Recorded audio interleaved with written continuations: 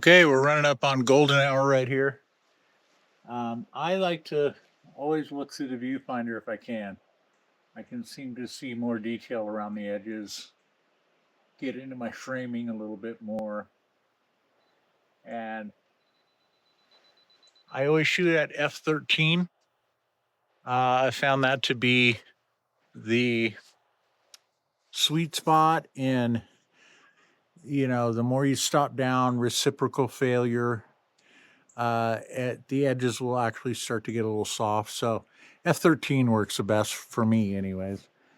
You can go to 16 or 22 with landscape photography if you really want to get, if you've got something really close to you in the foreground, that's one way to do it. But yeah, it's changing quick. We got big clouds. So, what camera settings to use? You can see here. Right now, the focus point is on the lower part down here. But watch what happens when I touch this, get up into the sky. Now you've changed your exposure to much darker. This is what will give you, rather than try to, do it through the exposure compensation button, which is easy to do on this camera. See how I can move that. And you can see when I move it, why it lightens and darkens the image. And that is useful when you're on a tripod because you're kind of in a fixed point, so you can adjust for things a little bit more. But if you just move the focus point, this includes if you're just looking through the viewfinder, you can also change that exposure variant and then just reframe. You could point your focus point down here because that's what's also locking the exposure, and it will change for the exposure. So a lot quicker than trying to mess with exposure compensation. Okay, well, we'll see what happens. We are 10 minutes from sunset right now. Oh, yeah. So we're 15 minutes into golden hour. It is 15 minutes before sunset. And these beautiful clouds, the sun is just starting to kick out underneath them. So I'm set up here, got my camera on a tripod, using my rear articulating screen to frame this up. I am set to aperture priority because I'm on a tripod. And then also too, I'm going to go ahead and set the drive to a timer. 2 seconds is perfect to crank through some shots. So we are getting close.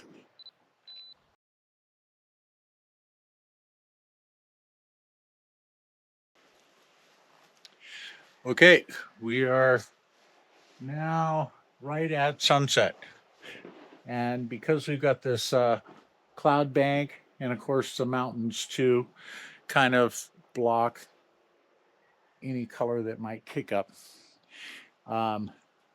we're probably won't have much for blue hour, which is really that, half hour, 45 minutes after sunset, when things start to get dark.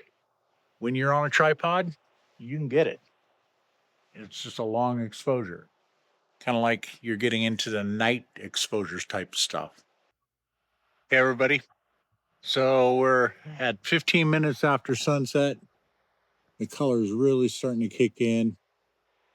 And you can see here that I've got these little bit of details that I'm seeing. But of course, because we are set up in the center, if we move that focus point, you can now really start to see just some cool colors in there. You know, still, we've got another good 15 minutes before the color is completely gone. And I see this so much when I'm at a scenic overlook. Maybe it's a national park, maybe it's just the side of the road. But, you know, a guy with a tripod and a big camera, why, he must know something really pretty about this place. And they watch, they stop, they'll hang out till the sun goes down, and then they'll all leave.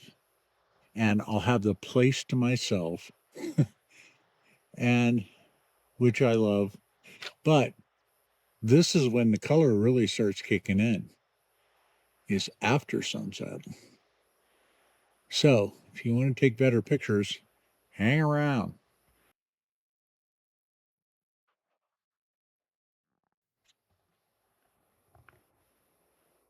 Okay, so after sunset, this is when the color really starts kicking in. And of course, we're on a tripod, so our exposures can be really long. And when that starts to happen, when you get into that 1 to 2 second shutter speeds, you got to turn off the image stabilization on the lens because it's actually moving just a smidgen and it can blur a photo. This is true for night sky stuff too. You want to make sure you turn off your image stabilization because we are getting some great, great stuff. And again, I like to use any kind of framing device. You can see this tree kind of hanging in here a little bit. That actually adds. But again, it's having a hard time focusing because it can't see up there in the sky. So this will be true for your phone too. Okay, so here I am with my phone. And again, you want to make sure you choose the focus point. Don't just let the camera do it. Or the phone, I guess I should say. But you can see the phone has still got a pretty high shutter speed. One of the things you can do, if you see this little sun thing right next to the focus point, you can swipe that down and actually darken the photo. You can darken the exposure. And again, this is what I do with my big camera too. Underexpose for the sunset will saturate the colors. Now, one of the things I wanted to show you is this great setup tripod for your phone.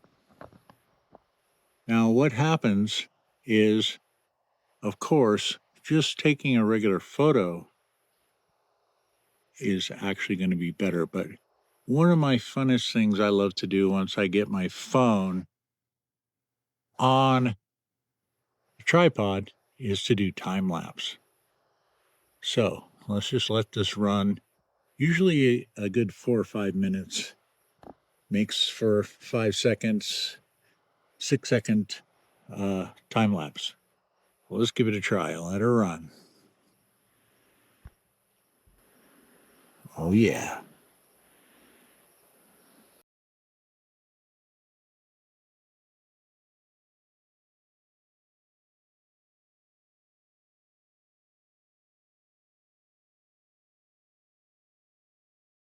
But a couple of things about camera settings for this kind of stuff. Sunset.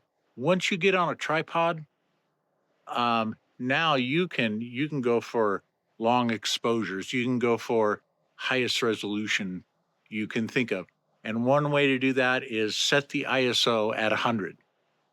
And then what I like to do is go to aperture priority. So I'm setting the f-stop and the camera is picking the shutter speed.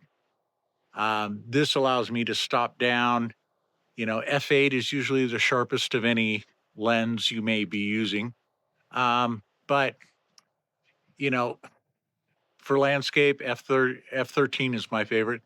I'll go 11 if I'm handheld in some pretty bright, sunset kind of thing.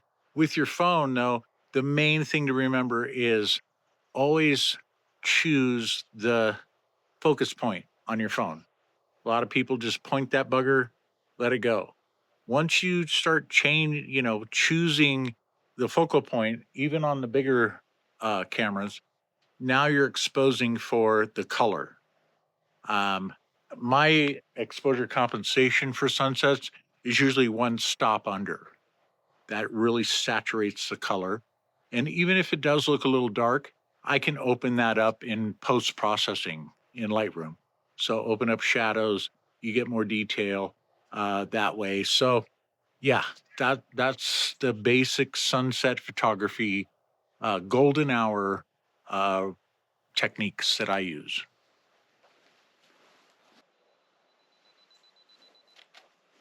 Okay, well, you might have noticed that I'm kind of squatting with this setup. The reason is because you know we, especially with phones too, we shoot at eye level, but really the more interesting angles are either lower than us or higher than eye level, you might say. So for sunset here, especially when you're on a tripod, you can get stuck where every image looks the same. So either choose a different angle to go with, or simply pick up the tripod and just move it. I mean, you'd be surprised, even with, I like to frame with foreground and background foliage. So you'll see that changing angles really gives you a new perspective, something new to shoot. And if you have a zoom lens, always try to use the whole range of it. Got to let that one down. Hold on. There we go. Use the whole range of it. I mean, it's digital, it doesn't cost anything uh, as far as film or images.